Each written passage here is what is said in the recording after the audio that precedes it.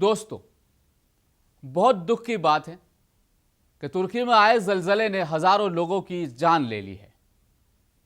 आज भी मलबे में कई लोग फंसे हुए हैं जिनकी तलाश अब भी की जा रही है। आखिर क्या है जलजला? बस जमीन अंगड़ाई लेती है और हंसती खेलती बस्ती पल भर में उजड़ जाती है। तुर्की और सीरिया में हर आने वाला दिन एक नई कयामत साबित होने जैसा लग रहा है। इस जलजले ने तुर्की को 15 से 20 साल और पीछे धकेल दिया है।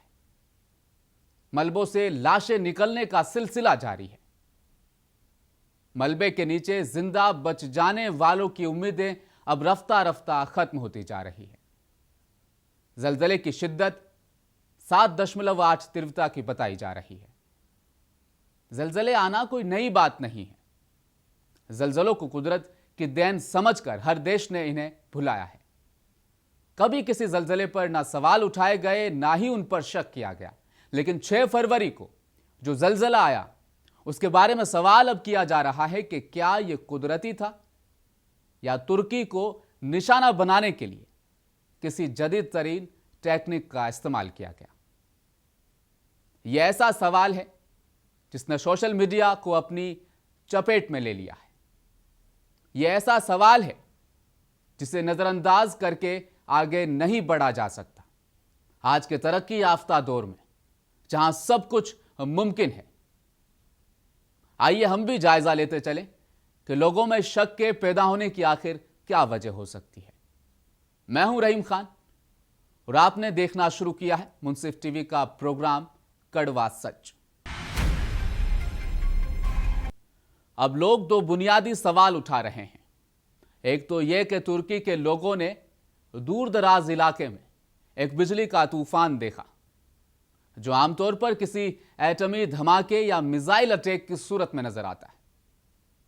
इसी वजह से लोग शक कर रहे हैं कि यह कहीं हार्प टेक्नोलॉजी का इस्तेमाल करने के बाद जमीन के अंदर मौजूद प्लांटों को आपस में टकराकर कहीं जलजला तो नहीं लाया गया। अगर ऐसा है तो आइए पहले जानते हैं हार्प टेक्नोलॉजी आखिर ये क्या चीज है। दोस्तों, high frequency active auroral research program यानी हार्प अमेरिका की रियासत अलास्का में चलने वाली एक रिसर्च प्रोजेक्ट का नाम है। 35 एकड़ पर 180 टावर्स और एंटीना लगाए गए जिनकी ऊंचाई 72 फीट है। इनको आपस में जोड़कर एक बड़ा एंटीना बनाया गया जिससे 3 बिलियन वाट इलेक्ट्रॉनिक मैग्नेटिक वेव्स पैदा की जा सकती है, जिसका मकसद मसनवी मौसम पैदा करना है। किसी भी देश की जमीन के अंदर छुपे खजाने को तलाश करना है और वायरलेस टेक्नोलॉजी का इस्तेमाल करना है। इन इलेक्ट्रॉनिक मैग्नेटिक वेव्स को कहीं भी भेजकर कुछ भी किया जा सकता है। जैसे किसी भी देश को बारिश से महरूम कर इलाके को बंजर किया जा सकता है, या हद से ज्यादा बारिश वहां पर लाकर सैलाब लाया जा सकता है और बर्फबारी भी की जा सकती है। जंगलों में आग लगाई जा सकती है और फिजा में उड़ते हुए जहाज के इंजन को आग भी लगाई जा सकती है।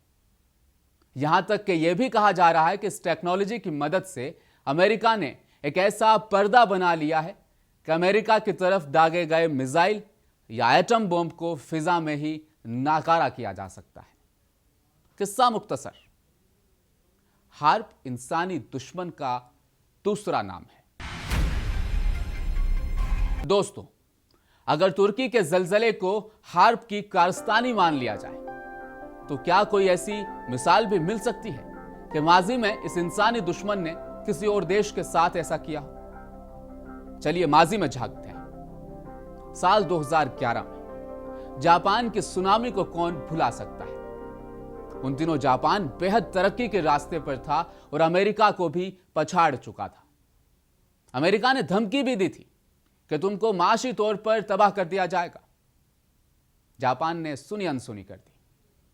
फिर सुनामी आई और जापान की माशी हालत तहस नहस और बर्बाद हो गई। जापान ने अमेरिका पर इल्जाम लगाया था और पाकिस्तान का सैलाब, चीन का सैलाब, आइसलैंड में वोल्कानों का फटना, इन पर भी यही इल्जाम लगाए गए थे। फिर यहां एक सवाल और पैदा होता है अगर ये अमेरिका की साजिश है तो तुर्की को क्यों निशाना बनाया गया? आखिर क्या कसूर था तुर्की के उन मासूम लोगों का? इस सवाल के जवाब में कुछ बातें हम आपको बताना चाहेंगे। तुर्की नाटो का मेंबर है। बात जब फिनलैंड और स्वीडन को नाटो में शामिल करने की आई तो तुर्की के सदर तैयब एर्दोगान ने अपने वीटो पावर का इस्तेमाल कर उसकी सख्त मुखालफत की। वजह? इनका कहना है कि दोनों देश फिनलैंड और स्वीडन कुर्दिस्तान पार्टी का साथ देते रहे हैं, जो कई सालों से तुर्की सरकार के खिलाफ हथियारबंद संघर्ष छेड़े हुए हैं और तख्ता उलटने की भी कोशिश कर रहे हैं। यह स्वीडन वही है जहां एक बदबख्त ने कुरान पाक को जलाया था, जिसका तैयब एर्दोगान ने सख्त नोटिस भी लिया था। तुर्की के इस एतराज पर नाटो के सबसे शक्तिशाली देश अमेरिका ने यूके, फ्रांस, जर्मनी के अलावा और देशों को लेकर प्रोटोकॉल पर दस्तखत कर न सिर्फ फिनलैंड और स्वीडन का नाटो में स्वागत किया, बल्कि तुर्की को वार्निंग भी दे डाली थी। एक और वजह, साइप्रस नामी देश तुर्की के दक्षिण में, सीरिया के पश्चिम में और इजराइल के उत्तर में वाक़ है। साइप्रस की गलत हरकतों की वजह से 1974 में तुर्की फौज ने हमला कर वारुशा शहर पर कब्जा कर लिया था। आज भी वहां तुर्की की 35,000 फौज तैनात है। तैयब एर्दोगान का मानना है कि साइप्रस को दो देश और दो सरकारें माना जाए, मगर इजराइल के फॉरेन मिनिस्टर ने इस अपील को ठुकराकर ग्रीक साइप्रस का ही समर्थन किया, इसलिए कि कुछ ही दिन पहले तैयब एर्दोगान ने कहा था कि इजराइल के वजीर आजम बेंजामिन नेतन्याहू के हाथ फिलिस्तीन के खून से रंगे हैं। अब आप तो जान ही गए होंगे कि इजराइल को कुछ कहना अमेरिका को कितना नाराज कर देता है।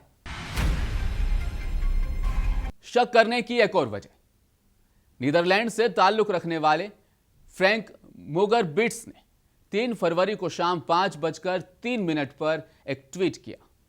7.8 का शदीद जलजला तुर्की, शाम और उर्दन में आने वाला है। अब सवाल यह है कि शख्स कौन है और 72 घंटे पहले इसे कैसे पता चला?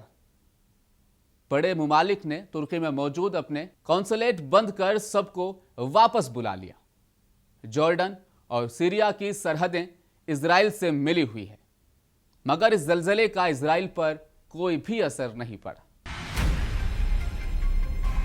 और अब मैं बताने जा रहा हूं सबसे बड़ी बात, सबसे बड़ी वजह जिससे तुर्की ने अपने अतराफ बहुत से दुश्मन पैदा कर लिए। वो है 2023 में खत्म होने वाला मुआहिदा। एक ऐसा मुआहिदा जिसमें तुर्की पर बहुत सी पाबंदियां लगाई गई थी। जी हां दोस्तों, जुलाई 2023 में तुर्की इस मुआहिदे से आजाद होने वाला है। तारीख में पीछे जाएं तो 1922 से पहले सऊदी अरब का कोई वजूद नहीं था। आज का सऊदी अरब हजाज मुकद्दस कहलाता था और उस पर खिलाफत उस्मानिया का राज था। मुसलमानों की यह सल्तनत अपने सुनहरे दौर में 3 बर्रे आजमों पर फैली हुई थी और 633 साल तक कायम रही। यहूद और नसारा सब इससे खौफजदा थे। उन्होंने ही एक साजिश के तहत खिलाफत उस्मानिया को खत्म कर दिया और हजाज मुकद्दस सऊदी अरब बन गया। यह बात यकीनी है कि मुआहिदे के खत्म होने के बाद तुर्की आजाद होकर अपना हक मांगने की कोशिश करेगा। 100 साल पहले खिलाफत उस्मानिया का जो खौफ तारी था वो फिर से तारी होने लगा है। आजाद होने के बाद तुर्की अपनी जमीन से खजाने निकाल सकेगा, जैसे तेल, गैस और दीगर चीजें, और समुद्री रास्ते भी तुर्की के हो जाएंगे। 100 साल से दुनिया तिजारत के लिए इन रास्तों का इस्तेमाल कर रही थी, मगर तुर्की को हक नहीं था टैक्स वसूल करने का। तुर्की अभी से समुद्र से तेल निकालने की तैयारी भी करने लगा था। वो बहुत ताकतवर होने वाला था। दोस्तों, इन बातों को पेश नजर रखकर ही शायद लोगों को शक हुआ होगा कि जलजला कुदरती नहीं, एक साजिश है। और इस शक में कितनी सच्चाई है यह तो आने वाला वक्त ही बता पाएगा। दोस्तों, अगर आवाम का शक सही निकलता है कि तुर्की की बर्बादी के पीछे अमेरिका की हार्प टेक्नोलॉजी का हाथ है, तो हम क्या करते हैं? उन्हें गालियां देते हैं और बद्दुआ देकर सब कुछ भूल जाते हैं। कभी सोचा ये सारी जदीद टेक्नोलॉजी, चाहे वो तामीरी हो या तकरीबी, यहूद व नसारा के पास ही क्यों आ जाती है, हमारे पास क्यों नहीं? इसलिए कि वो सिर्फ दुआ नहीं करते, अमल भी करते हैं। ये दुनिया दारुल अमल है। कुदरत कंजूस नहीं है। सलाहियत तो सबको दी जाती है, लेकिन जो अमल करता है फल उसी को मिलता है। इजराइल के पहले वजीर आजम डेविड बेन गुरियन एक रोज कुछ जल्दी में अपने घर से जा रहे थे। बेटी ने याद दिलाया, आज दीवार गिरिया यानी वेलिंग वॉल पर सालाना दुआ करने का दिन है, आप कहां जाते हैं? बेन गुरियन ने जवाब दिया, अपने मुल्क का एक अहम काम करने जा रहा हूं। बेटी ने पूछा, सालाना दुआ से अहम काम और क्या हो सकता है भला? बेन गुरियन ने एक तारीखी जवाब उस वक्त दिया, आपको बताते हैं। उन्होंने कहा, अगर काम सिर्फ दुआ से होते तो मुसलमान इजराइल की तबाही और बर्बादी की रोज दुआ करते रहते, लेकिन अमल से आ रही है। करोड़ों मुसलमान इस छोटे से मुल्क के आगे बेबस हैं। दोस्तों, यह कड़वा सच है। सच में अगर मसले दुआओं इल्तिजाओं से हल होते तो ना गज़वाए बदर के लिए जाना पड़ता, ना ओहद, ना खंदक, ना बाकी जंगें हमें लड़नी पड़ती।